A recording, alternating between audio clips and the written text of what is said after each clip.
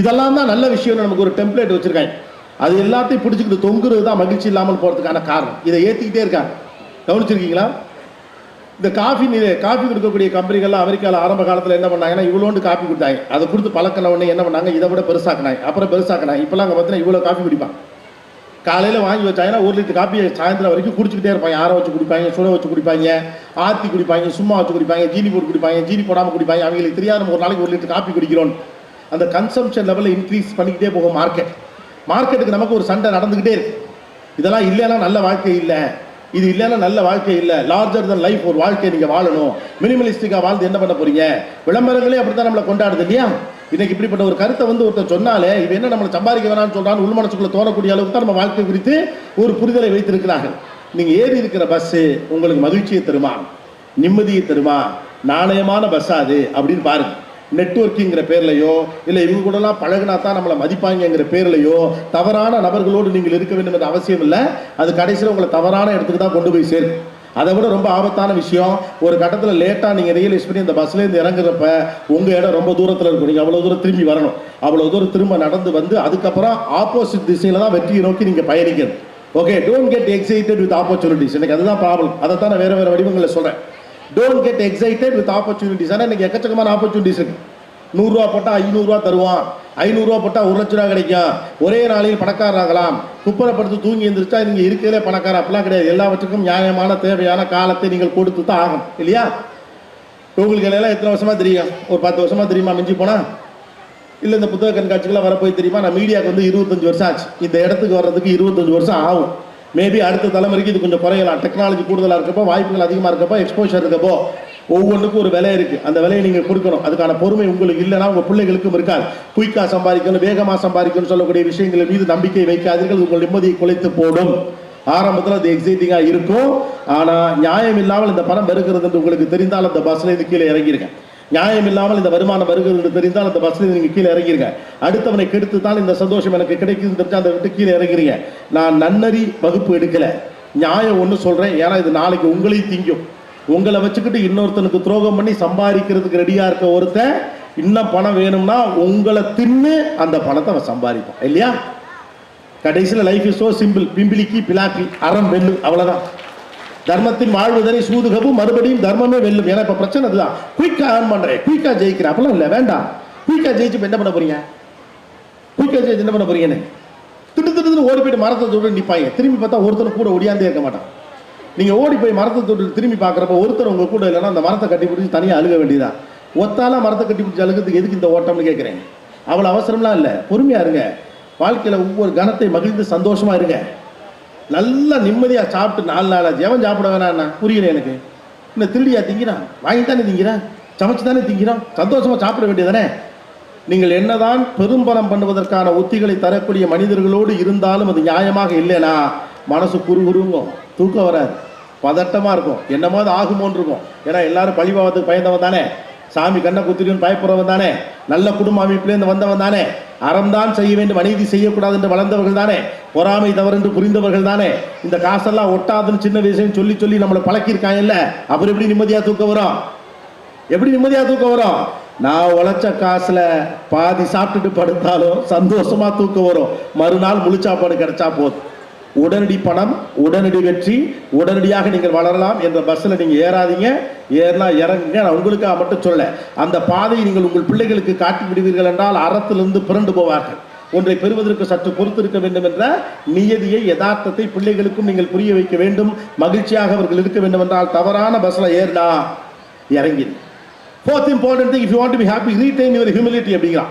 வளரும் போது பணிவாக இருக்கு. வளரும் போது பணிவாக இல்லைன்னா மற்றவங்க மேலே எந்த மரியாதையும் இருக்கா. நான் பாரு கஷ்டப்பட்டு மேலே வந்திருக்கிறேன், உழைச்சிருக்கிறேன், புத்திசாலித்தனத்தை பயன்படுத்திருக்கேன், இந்த முட்டாளுக்கு அது தெரியலன்னு தோணும். உங்களோட 25 ஆண்டு காலமாக நட்பு பாராட்டிய உங்களிடம் எதையும் எதிர்பார்க்காத ஒருவனை அப்ராணி என்றும் வேலை தெரியாதவன் என்றும் அறிவில்லாதவன் என்றும் உங்களுக்கு தோன்ற வைக்கணும். ஏன்னா நீங்கள் ஜெயிச்சிட்டீங்களே. ஏதோ ஒரு ரூட்டில் அடிச்சு தூக்கி நான் மேலே வந்துட்டேன், இவனுக்குலாம் வர தெரியல, அப்பெல்லாம் இவெல்லாம் முட்டாள் அப்படின்னு தோணும். இவன் தான் உங்களுக்கு பணம் இல்லாத போது உதவியம். நீங்கள் ஒன்றுமில்லாமல் தவித்த போது கூடவே வந்து நின்னவன் தான். வீட்டில் ஒரு பெரிய பிரச்சனை நடந்த போது என்ன செய்வதென்று நீங்கள் தடுமாறி கொண்டிருந்த போது கூட வந்து நின்ற நண்பன் அவன். அவன் இன்னைக்கு உங்களுக்கு விவரம் தெரியாதவனாக படுவதற்கான காரணம் உலகத்திலேயே ஆகச்சிறந்த விஷயத்தை நீங்கள் செய்வதாக நம்பிக்கொண்டிருப்பது தான். தட்ஸ் கால் ஹியூமிலிட்டின்னு சொல்றோம். பணிவு என்பது வளரும் போது அவசியமாக வேணும். வளரும் போது பணிவாக இருங்கள். அப்போதான் மனிதர்களோடு உங்களுக்கு தொடர்பாக இருக்க முடியும். இல்லைன்னா மற்றவன் செய்யறதெல்லாம் தப்புன்னு தோணும். மற்றவன் செய்யறதெல்லாம் தப்புன்னு சொன்னால் நான் தான் உலகத்தில் உயர்ந்தவன் தோணும். அது ஒரு ஆணவ போக்கத்தை. அந்த ஆணவம் நிம்மதியை கெடுத்துரும். பார்க்குற எல்லாரையும் தப்பாக பார்க்கும். அதெல்லாம் என்ன இவெல்லாம் இருக்கான், சைக்கிளில் வந்தான், சைக்கிளே போக வேண்டியதை எவெல்லாம் சாக வேண்டியதா, நம்மளை பாரு எங்கே இருக்கோம். அப்போ இந்த உலகத்திலே மிகப்பெரிய வேலையை நீங்கள் செய்து கொண்டிருப்பதாக நீங்கள் எப்போ நம்ப ஆரம்பிக்கிறோம். அப்போ மற்றவர்கள் மட்டமாக தெரிவார்கள். மற்றவர்கள்ட்ட நல்லபடியாக பேசுகிறவங்களை ஹர்ட் பண்ணுறவங்க விஷயமே நமக்கு தெரியாது. மனைவி என்ன சும்மா தானே இருக்க வீட்டில் கேட்குற வார்த்தை அங்கேயும் தான் வருது. கூட இருக்கக்கூடிய நண்பர்களாம் ஏன்டா உங்களுக்குலாம் அறிவே இல்லையா, இப்படியே உட்காந்துருப்பீங்களா, எவ்வளோ காலம் வளராமல் இருப்பீங்க, என்னை பாரு அப்படின்னு சொல்றதுக்கான காரணம் என்ன, நான் உலகத்தில் ஆகச்சிறந்த வேலை ஒன்றை பார்த்து கொண்டிருப்பதாக. நான் யார் தெரியுமா, நான் எப்படிப்பட்ட ஆள் தெரியுமா, படித்துற பாண்டியை பார்த்துருக்கியா அப்படின்னு நீங்கள் சொல்லிக்கிட்டே இருந்தீங்கன்னு வச்சுக்கோங்களேன், நீங்கள் பயந்து கிடக்குறீங்கன்னு அர்த்தம். உங்கள் வெற்றியை நீங்கள் அதீதமாக விளம்பரப்படுத்த பயம் உங்களை தொற்றி கொண்டு இருக்கிறது அர்த்தம். அதை விட ரொம்ப முக்கியமான விஷயம், இந்த விளம்பரப்படுத்தல் நிறுத்திட்டு வெற்றி என்பது இன்றைக்கு வரும் போகும். மனுஷங்க தான் நம்ம கூட எப்போது இருக்கணும்னு அமைதியோடும் பணிவோடும் இருங்கள், வெற்றி உங்கள் காலடியில் கிடக்கும். Success is a by product. நீங்கள் பணிவோடு இருக்கிற போது தானாக அது உங்கள் கையில் வந்து சேரும். அதில் கவனமா இருங்க, அதுதான் உங்களுக்கு மகிழ்ச்சியை தரும். அடுத்த முக்கியமான விஷயம், be an asset not a liability அப்படின்னு சொல்லலாம். நீங்கள் சொத்தாக இருங்கள், கடனாக மாறி போகாது.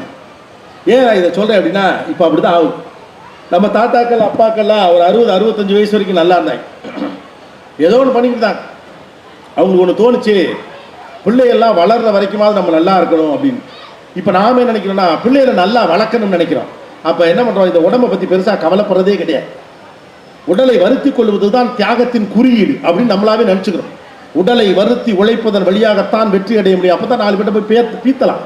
நான் காலையிலே பார்த்தீங்கன்னா 4 மணிக்கு எழுந்திரிச்சேன். எவன் எந்திரிக்க சொன்னான்னு புரியுது. எதுக்கு இப்போ 4 மணிக்கு எந்திரிக்கணும்? வேண்டாம் வெறுப்பா பிள்ளைய பற்றி காண்டாமிருகன் பேர் வச்சோம் கதை எவன் நடிச்சாமத்தான் எந்திரிக்க சொன்னான். தேவைன்னா எந்திரிங்க. நீங்கள் 4 மணிக்கு எந்திரிக்கிறனால 7 மணி வரைக்கும் தூங்குற எங்களை போட்டு மிதின்னு மிதிக்கிறீங்க. நான் ராத்திரி 2 மணிக்கு படுத்தவன இது 7 மணிக்கு என்ன எதுக்கு எழுப்பி விடுறீங்க? அப்போ கடினமாக உழைத்தால்தான் மிகப்பெரிய சிறந்த மனிதன். பட்டத்திற்கு அலையாதீர்கள், அது ஒரு பெரிய சுமை. கழுத்தில் 10 கிலோ பூட்டை போட்டுக்கிட்டு தொங்குற மாதிரி கழுத்து இப்படி போகும். அந்த பட்டத்தை காப்பாற்றுறதுக்கு போராடும். அவன் கடின உழைப்பாளி 4 மணிக்கு எழுந்திரிச்சுவான், நைட்டு 12 மணிக்கு தான் தூங்குவான், எப்போ பார்த்தாலும் வேலை பார்த்துக்கிட்டே இருப்பானு நாம சொல்லி அப்புறம் அவங்க ஏற்றி விட்டாங்கன்னா நமக்கு ஒரு நாள் 8 மணிக்கு தூக்கம் வந்தாலும் தூங்கி தொலைய முடியாது. கதவெல்லாம் அடைச்சி விட்டு பூரா பேர் தூக்கிட்டாங்கன்னு பார்த்துட்டு அவர் வெளியே போயிருக்காரு போய் சொல்லணும். 12 மணிக்கு வந்து படுத்தா தான் உழைப்பாளி ஒத்துப்பான். ஊர் மெச்சம் வந்து இப்போ என்ன பண்ண போறீங்க? கடனாக மாறி விடுவீர்கள். அதான் நான் பயமுறுத்துறேன், மறுபடி சொல்றேன். இது அச்சமுட்டும் பேச்சு தான், ஆனால் இதான் உண்மை. நீங்கள் சொத்தாகத்தான் இருக்கணும். உங்களுக்கு 45 வயது இருக்கிற போது உங்கள் பிள்ளைக்கு தேவைப்படக்கூடிய விஷயத்தை கூட நின்று செய்யக்கூடிய சொத்தாக நீங்கள் இருக்க வேண்டும். அவனுக்கு பாடம் சொல்லுறதுக்கு தொலை நிற்கிறோம். ஏரியாவில் அவனை வம்பளுத்துட்டா அப்படின்னா ஏறா ஸ்கூட்டர் கூட்டிகிட்டு போகிறதுக்கு திம்பு இருக்கணும். பள்ளிக்கூடத்தில் ஒரு பிரச்சனைனா போய் நின்று பேசணும். பிள்ளை இதை படிக்கணும் ஆசைப்படுறாங்க, 4 இடத்துல போய் விசாரிக்கிறதுக்கு இடம் இருக்கணும். இது மாதிரி புக் எக்ஸிபிஷனுக்கு 50 ஸ்டாலுக்கு கூட்டிக்கு நடக்கிறதுக்கு உடம்புல தெம்பு இருக்கணும். உழைச்சிருக்கேன், காசு வச்சிருக்கேன், பேங்க் பேலன்ஸ் வச்சிருக்கேன், சேவிங்ஸ் வச்சிருக்கேன், டெபாசிட் வச்சிருக்கேன், உன் பேர்ல பிக்சட் டெபாசிட் போட்டிருக்கேன், காஞ்சிபுரம் பக்கத்தில் இடம் வாங்கி வச்சிருக்கேன், சென்னைக்கு மிக அருகில் உனக்கு கட்டடம் கட்டி வச்சிருக்கேன். நீ என்ன பண்ற? நான் படுத்து கிடக்கேன். எதுக்கு இது? You should be asset not a liability. அசெட்னா நீங்க என்ன நினைச்சுக்கிறீங்க? பேங்க் பேலன்ஸ், நீங்க வாங்கி வச்சிருக்க ரியல் எஸ்டேட்டு, இல்லை நீங்க வாங்கி வச்சிருக்க தங்கத்தை தான் நாமெல்லாம் அசெட் நினைச்சிட்டு. நீங்க தான் அசெட்டே. ஒரு பிள்ளைக்கு தந்தை தேவைப்படுகிற போது தந்தை ஆக்டிவா இருக்கணும். ஒரு பிள்ளைக்கு தாய் தேவைப்படுகிற போது தாய் ஆக்டிவா இருக்கணும். இவ்வளவுலாம் பண்ணிட்டு கடைசியில் பிள்ளைங்க தடுமாறி 10,000 ரூபாய் சம்பளத்தில் வேலைக்கு போய் உட்காரப்ப நீங்க படுத்துக்கிட்டீங்கன்னா you will become a liability. You are not an asset. Be an asset, don't be a liability. உங்களை பார்த்துங்க, தன்னை பார்த்துக் கொள்வது ஒரு நாளும் குற்றம் கிடையாது. நம்ம ஊரில் இது ஒரு பெரிய பிரச்சனை. தியாகம் பண்ணா தான் வளரல. உங்க தியாகத்தை தூக்கி தீயில வைக்க எவனும் தியாகம் பண்ணாதீங்க. ஏன்னா நீங்க தியாகம் பண்ணி தொலைய போய் எங்களையும் வேற தியாகம் பண்ண சொல்லுங்க. நீங்க தியாகம் பண்ணா நீங்களா பண்ணிட்டு போக வேண்டியதானே. நீங்க பண்றது தியாகமே தெரியாது பிள்ளைங்களுக்குலாம். அம்மா உனக்காக சாப்பிடல, நீ இதுக்கு எனக்காக சாப்பிடலம்மா. இவன் இன்னொன்று நான் உனக்காக சாப்பிடலன்னு சொன்னேன், உன்னை 10 மாதம் பெற்று இதுக்கு என்ன கன்செஷனாக போக முடியும்? 3 மாதத்தில் பெற்றுக்கன்னு. இதெல்லாம் ப்ராசஸ். உங்களை யார் இப்போ தியாகம் பண்ண சொன்னா? ஏன் தியாகம் பண்ண சொல்கிறாங்கன்னா தியாகம் பண்ணால் தான் சிறந்தவங்கிறாங்க. கணவர் வரும் வரை காத்திருந்து சாப்பிடுகிறவள் நல்ல மனைவி, ஏன்னா தியாகி. ரைட்டு தானே? இப்போ நம்ம மகளுக்கெல்லாம் அதை உடச்சிருச்சு. நீ வந்தால் நீ தின்னு, எனக்கு போச்சா நான் திங்கிறேன். இப்போ என்ன சொல்றீங்க? நீங்களே சொல்றீங்க, நான்லாம் என் புருஷன் வர வரைக்கும் பொறுமையாக இருப்பேன். நீங்களாம் இந்த காலத்து பிள்ளைங்களாம் எப்படி இருக்கீங்களே? ஏன் இருக்கணும்னு கேட்குறேன்னா, இப்போ இதை தியாகம் நீங்கள் நம்புனதுனால தான் உங்கள் மகள் அந்த தியாகத்தை பண்ணணுங்கிறீங்க. She is a resource. அவளுக்கு பசிக்கிறப்ப சாப்பிடுவா. He is a resource. அவனுக்கு வேணா அவன் சாப்பிடுவான். 2 பேரும் வேணா 2 பேரும் சாப்பிடுவாங்க. நீங்கள் எதுவும் சாப்பிடணுமா?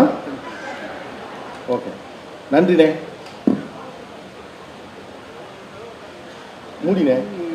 அண்ணன் ரொம்ப பதட்டத்தில் இருக்காரு என்னை விட. எவ்ரிபடி சார் ரிசோர்ஸ் ஐயா. தேவையில்லாத தியாகங்கள் செய்யாதீங்க. இந்த தேவையில்லாத தியாகங்கள் செய்கிறப்ப தேவையில்லாம தியாகத்தை எதிர்பார்ப்பீர்கள். உன்னை எவ்வளோ கஷ்டப்பட்டு வளர்த்தன்னு தெரியுமா? உனக்கு பால் ஊட்டி, சோறு ஊட்டி, தயிர் ஊட்டி, உனக்கு ஒன்று தெரியுமா? இதெல்லாம் நீ ஊட்டுறப்ப நான் அழுதேன், வேண்டாம் வேண்டான்னு. இது எல்லாத்தையும் வாயில வச்சு நீ திணிச்ச. ஆக்சுவலா டெக்னிக்கலி ஸ்பீக்கிங் நீ எனக்கு கொடுமை செய்தாய், அதை நான் பொறுத்து கொண்டேன். நீ எனக்கு கொடுமை செய்ததை நான் பொறுத்து கொண்டதை நீ தியாகம் என்று இப்போது சொல்லுகிறாயாமா? வெறியா வரும் நமக்கு. ஏன்டா டே, எனக்கு வச்சிருந்த இட்லி எடுத்து உனக்கு ஊட்டி விட்டதை நான் திணிச்சேங்கிறியா அப்படி. தேவையில்லாமல் தியாகம் செய்யாதீர்கள். தியாகம் உங்கள் குறியீடு அல்ல, ஆளுமைதான் உங்கள் குறியீடு, அறிவுதான் உங்கள் குறியீடு, கனெக்டிவிட்டி தான் உங்கள் குறியீடு. எவ்வளவு நாளைக்கு தியாகத்தை குறியீடாக வைத்திருப்பீர்கள்? உழைப்பை குறியீடாக வையுங்கள், அறிவை குறியீடாக வையுங்கள், ஆளுமையை குறியீடாக வையுங்கள். ஒரு நிகழ்ச்சிக்கு வந்த போது ஒரு பொண்ணு பேசிட்டேன். அப்போ எங்கள் அப்பா இப்படி, எங்கள் அம்மா இது செய்யலை, எனக்கு நான் ஆஃபீஸில் வந்தாலும் இது செய்ய மாட்டாங்க, அவங்க போய் படுத்துக்கிறாங்க. அந்த அம்மா கொஞ்சம் காலம் வரைக்கும் செஞ்சுருப்பாங்க. அம்மாக்கெல்லாம் 50 வயசு மேலே புலம்ப ஆரம்பிச்சுருவாங்க. கவனிச்சிங்களா இல்லையா? ஏன்னா அது வரைக்கும் ஒன்றும் பண்ணாத உடம்புக்கு. 50 வயசுக்கு அப்புறம் உடம்புக்கு ஏதாவது பண்ண வந்த பிறகு தான் அந்த வலியோடு வேலை செய்கிற போது ஆத்திரம் வர ஆரம்பிச்சு. அது வரைக்கும் ஒன்றும் சொல்ல மாட்டாங்க. வலியோடு வேலை செய்கிற போது கோவம் வரப்போ என்ன பண்ணுவாங்க? பாரு, பொறுப்பு இல்லாமல் இருக்கு, உங்களுக்கான இவ்வளோ கஷ்டப்பட்டு தெரியுமா, உங்களுக்கான இவ்வளோ கஷ்டப்படுது. அவன் கணக்குப்படி இது கஷ்டப்பட்டதே கிடையாது, திணிச்சது. உடம்பு வலிக்கிற வரைக்கும், வலி இல்லாத வரைக்கும், உடம்புக்கு சுகம் இல்லாமல் போகிற வரைக்கும் ஒரு வார்த்தை வராது. அப்பாக்கள் கூட நான் கஷ்டப்பட்டு சம்பாதிக்கிறேன், வீட்டில் எல்லாரும் உட்காந்து திங்கிறீங்களான்னு கேட்டால் தான் அவருக்கு முட்டி வலி வந்துருச்சுன்னு அர்த்தம். நான் தியாகம் செய்து இந்த குடும்பத்தை காப்பாற்றுகிறேன், இந்த குடும்பமே என்னை புரிந்து கொள்ளவில்லை, அதுக்கு முன்னாலே நீங்கள் பண்ணதுக்குள்ள என்ன அர்த்தம்? அப்போ இது வரைக்கும் இந்த டைலாக சொல்றதுக்கு தான் கஷ்டப்பட்டீங்களா? தேவையில்லாமல் தியாகம் செய்யாதீர்கள். தியாகம் உங்களுடைய ஆளுமை இல்லை, தியாகம் உங்களுடைய அடையாளம் இல்லை. நான் சொன்னேன், எங்கள் அம்மா இது செய்ய மாட்டேங்கிறாங்க. அதெல்லாம் சொன்னப்ப நீ என்னம்மா படிச்சுங்கன்னு, எம்எஸ்சி கெமிஸ்ட்ரி நம்ம சொன்னாப்புல, அடுத்து அதுக்கடுத்து இன்னும் படித்தாப்புல, அப்புறம் இந்த கம்பெனியில் வேலை பார்க்குறேன்னாப்புல. இதான் நாங்கள் உங்களுக்கு செஞ்சது, உங்களுக்கு செய்ய வேண்டியது இதுதான், அது செஞ்சு விட்டோம். இதுக்கப்புறம் உங்களுக்கு சவராட்டிலாம் செய்ய மாட்டோம். அவன் சோத்தை போட்டு திம்பான், சும்மா இருங்க. தேவையில்லாமல் புள்ள வர வரைக்கும் கண்ணு முடிச்சிருக்குது. முழிச்சிருந்துவிட்டு அலாரம் வச்சு 11:30 மணிக்கு வருவான். அது வரைக்கும் முழிச்சிருந்து என் கையால் போட்டால் தான் என் பிள்ளை சாப்பிடுவான், அவனே போட்டு சாப்பிடுவான். இந்த டயலாகை 10 வருஷம் ஏன் காப்பாற்றுறீங்க நான் சொல்லட்டா? காசை அப்படி போட்டு கொண்டாடுறது ரெட்டா, சாமி கண்ணை குத்தி விடும்.